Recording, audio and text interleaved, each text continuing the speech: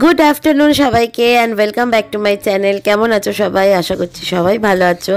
तो आज के आमी सौरभ डोलू और माम्माम जाচ্ছি হচ্ছে ডিয়ার পার্কে। এর আগেও একদিন গেছিলাম, তোমাদেরকে বলেছিলাম।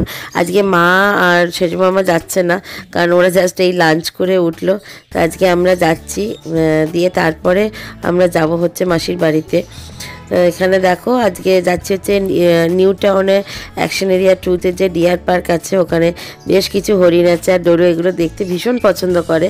তো এইবারটা যে জু যাওয়া হবে কিনা জানি না, তো সেই জন্য ডোলুর বার্থডের আগে ডোলুকে একটা ছোট্ট ট্রিট ওর বাবার তরফ থেকে। দেখা যাক ওখানে গিয়েও কি মজা করে, কি আনন্দ করে, কি দেখতে পায়, সবটাই তোমাদের সাথে শেয়ার করব। ভিডিও যেটা দেখতে থাকো, আশা করছি তোমাদের দেখতে ভালো লাগবে। কি হবে ওপরে? ওপরে কি হয়েছে? ও আচ্ছা, ওপরে ভেঙে গেছে, ওই যে ওখানে ওপরে ভেঙে গেছে। আমি কি করব?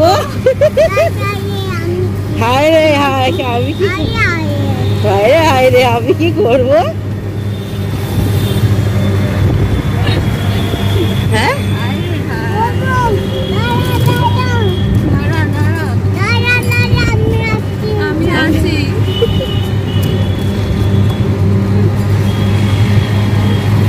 কি হয়েছে ওপরে?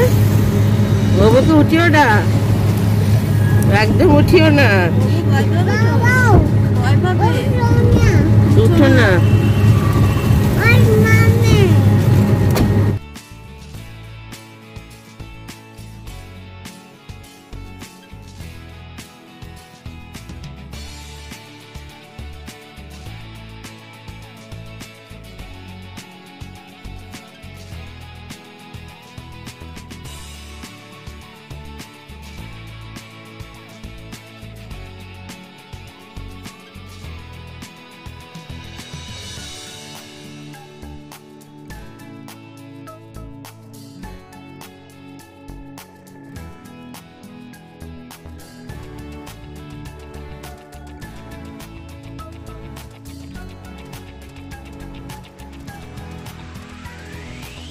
এই যে এই যে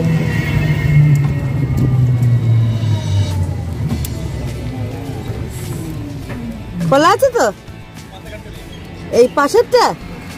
এই আগের দিন বললো এইটা।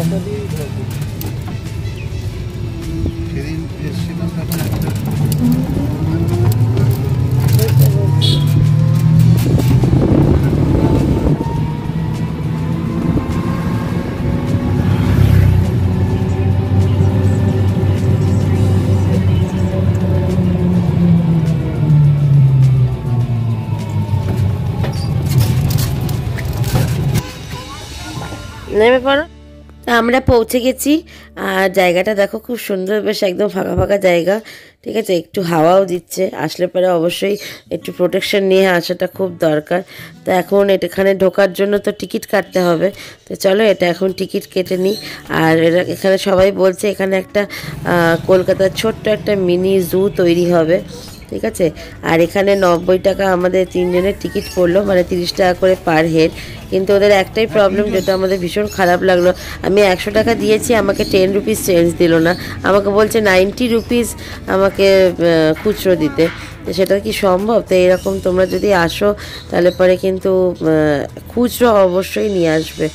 আর এখানে একটা ঢুকে জিনিস ওরা বললো, প্রথমে তো ঢুকতেই দিচ্ছিল না, কিন্তু ওদের এটা আগে থেকে সবাইকে জানিয়ে দেওয়া উচিত, বা একটা বয়ারে নোটিশ টাঙিয়ে দেওয়া উচিত যে ভেতরে কনস্ট্রাকশন চলছে, এটা আন্ডার কনস্ট্রাকশনে এখন আছে। গুটি কয়েক হরিণ আছে এখানে, অনেকটা দূরে আছে।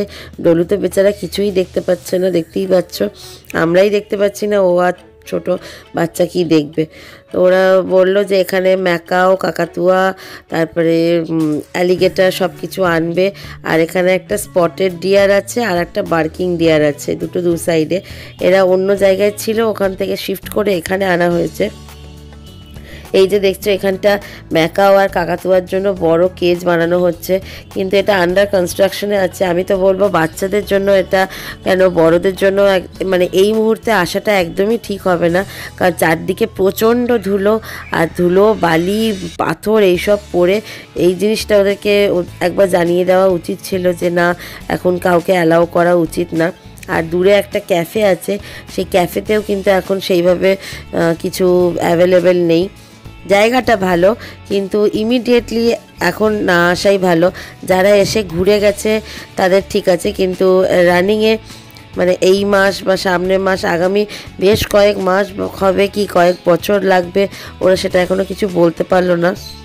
তো আমি এটা ভীষণই ডিসঅ্যাপয়েন্টেড হলাম, কারণ আমি ফেসবুকে দেখে এসেছিলাম ওরা যদি এটা বলে দিত। আর সৌরভ বলছে যে ওরা যখন এইরকমই করছে তাহলে টিকিট প্রাইসটাও নেওয়া উচিত ছিল না, কিন্তু 30 রুপিস করে টিকিট প্রাইসটাও নিচ্ছে।